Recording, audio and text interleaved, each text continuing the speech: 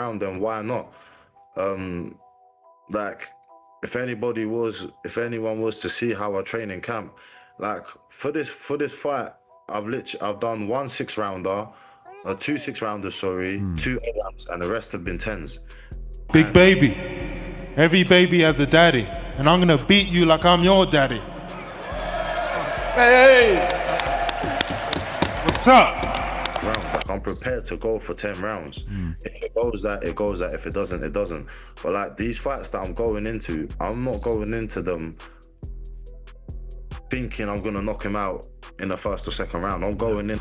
Daniel Dubois reacts to Moses Itauma's "I can knock him out in 2 rounds." Dubois stresses discipline and ambition, qualities crucial at elite level. Against a rising force like Itauma, this focus could define whether we witness youth's takeover or experience holding its ground. Things we've added, but on the fight night, you'll see if them come to fruition. Right now, it's the hard work, the grind in the gym, the everyday sort of work, and just keeping on top of it is what I'm doing right now. Now, let's hear Moses Itauma outline his skill set and why he believes he's already equipped to challenge the very best. Itauma shows refreshing honesty, admitting he needs late-round experience while rating his own skills above Usyk. That mix of confidence and self-awareness is rare. Unlike Dubois, who overreached early, Moses is building smart, making him far more dangerous as he develops. I know any heavyweight has enough force, has enough power, has enough pressure to cause damage to me. So that's why it's just the safest way to not get tested. Now he explains why taking on Dubois or Usyk right now is an opportunity, not a risk. This response proves Itauma's mindset: no hesitation, only ambition. He views Dubois or even Usyk as stepping stones, not obstacle. That hunger contrasts Dubois' career stumbles, showing why Moses looks destined for greatness rather than setbacks. I would be silly not to take that, because I would end up in a better position taking that fight than if I didn't take that fight. If I win, I'm a world champion, I'll smash the records, I'm a millionaire, superstar, XYZ, yeah? And if I didn't take that fight, then I've still gone and tried in my... Frank Warren now outlines what's really next for Dubois. Frank Warren hints at rebuilding Dubois carefully with top 10 opposition. It shows the promoter's cautious approach, almost protecting him. Meanwhile, Itauma is already asking for the toughest names, showing the difference in hunger between the veteran and the rising star. But you would like to make it, yeah, sorry. I'd like to do, yeah. And we'll see, but he'll fight somebody in the top 10. And we've also got, coming back, Daniel. Now, Tony Bello weighs in, questioning if Moses is being pushed too quickly. Bello's concern reflects the cautious view: protect the youngster from danger. But history shows great fighters thrive when tested early. Itauma's skills and mentality suggest he's no ordinary prospect, and facing Dubois could accelerate his rise rather than ruin it. I think that's a dreadful fight for Moses. I just think to throw this kid into the wolves at this stage so early in his career, I just don't get what for. He's a young man, let him develop the same as every other fighter, let him learn his trade. McKinsey captures the essence of Moses Itauma perfectly: raw, powerful, and only needing experience to become unstoppable. 4 or 5 fights down the line, he could dismantle anyone, including Dubois. That's the frightening part for Daniel. Moses isn't even at his peak, yet already people see him as a wrecking ball. Dubois, in contrast, had years of development, but still faltered when the stage got bigger. Itauma wants challenges, wants pressure, wants to prove himself, while Dubois has often struggled when the spotlight turned up. This contrast of ambition and resilience makes the idea of Itauma versus Dubois so compelling. If he has the more experience on his side, Itauma, Absolutely. another 4 or 5 fights down the line, then you're looking at an absolute wrecking ball. Then he would beat everybody put in front of him. But nobody's going to. Yeah, nobody's going to. Carl Frampton now gives his take on Dubois' improvements, but not without a reminder of past doubts. Frampton acknowledges that Dubois has improved since his earlier setbacks, and yes, he is more dangerous now, but the shadow of inconsistency follows him. He often flatters to deceive. Against someone like Itauma, who carries composure beyond his years, Daniel's better may not be enough. Moses is sharp, calculated, and relentless, while Dubois still gives the impression of fragility when tested. Even Frampton's words carry hesitation, praise wrapped in doubt. That tells you everything. Dubois may have a chance, but few truly believe he's the man to stop a fearless, hungry prospect like Itauma. Dubois is certainly a much more dangerous fighter than he was.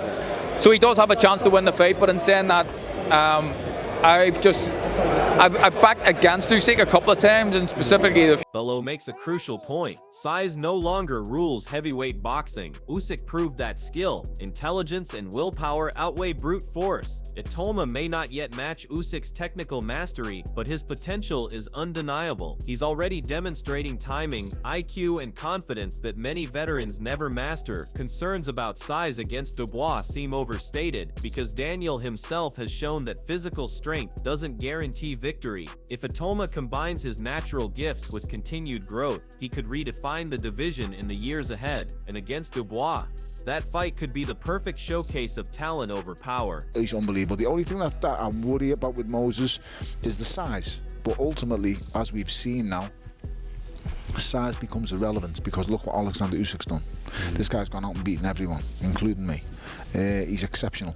So I don't think Moses is going to be as technically as good as Alexander Usyk, but he's the next in line. I think he's the future of the heavyweight division. I think he's an outstanding talent.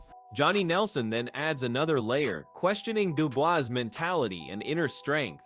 Nelson touches on Dubois' biggest weakness, not his physicality, but his mentality. Elite boxing isn't just about skill, it's about independence, decision-making, and standing tall under pressure. Dubois has long been criticized for lacking that inner steel, and even here, questions arise about his ability to step out of shadows, controlling his career. Contrast that with Itauma, who at such a young age already makes bold choices, embraces challenges, and takes accountability for his path. Dubois' family dynamic may always weigh him down, while Moses appears free to build his own destiny. If these two meet, mental strength might be the deciding factor more than power or technique. Get you so far, but when you get to elite level, you can't get away with it.